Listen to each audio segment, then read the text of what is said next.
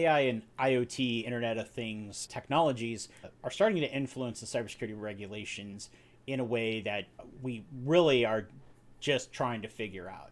AI is not the boogeyman that is maybe presented in many of the movies, but simply the fact that many people are putting information into an AI, especially like a chat system, and they might be putting in customer information, they might be putting in data about a network, and it's always the thing of, you're not talking to a trusted employee of your own company, you're talking to a computer that's controlled by somebody else.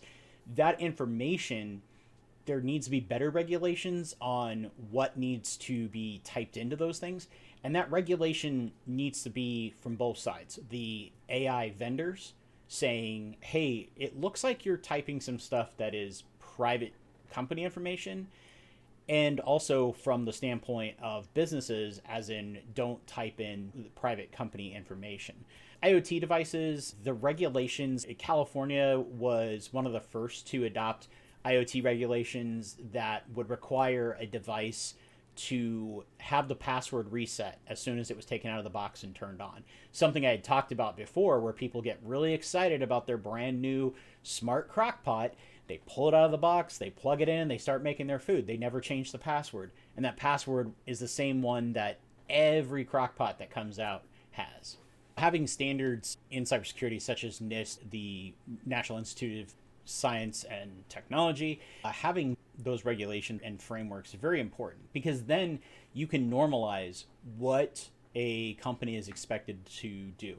We use a lot of the NIST SMB in our compliance work with our trusted partners, and we tell our customers, this is the, not necessarily the gold standard, but this is the best way to evaluate your own security, to meet a regulation framework.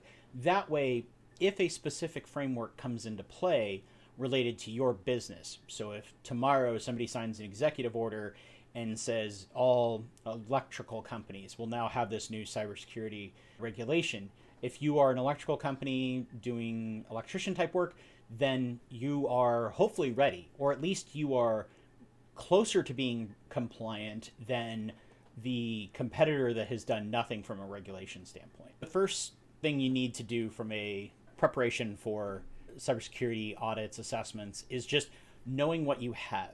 Most of your frameworks and regulatory and compliance documents are going to tell you to evaluate your assets, inventory them. You can't protect what you don't know about.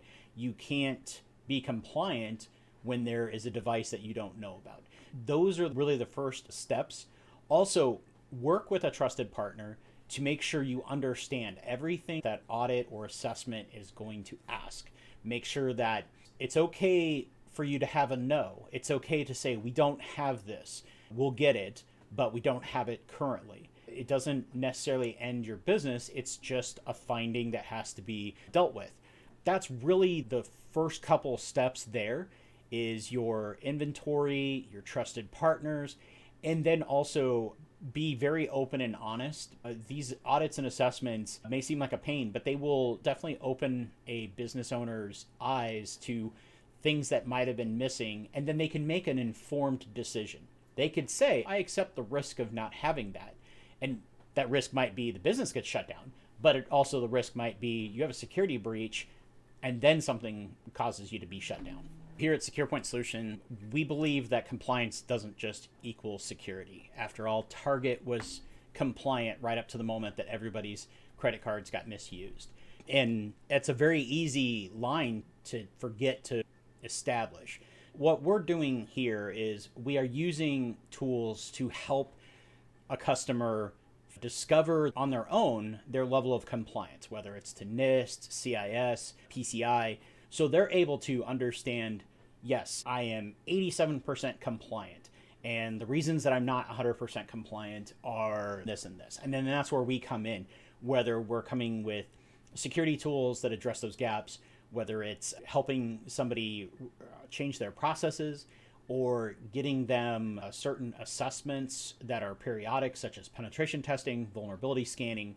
And then after all of that is said and done, we are monitoring for the effectiveness of those compliance based tools, but also monitoring to make sure that no new security gaps have come about. Unfortunately, compliance typically moves slowly. So you could remain in compliance yet be not secure because of new threats that have come about. Even year old threats would be still unidentified in a compliance document.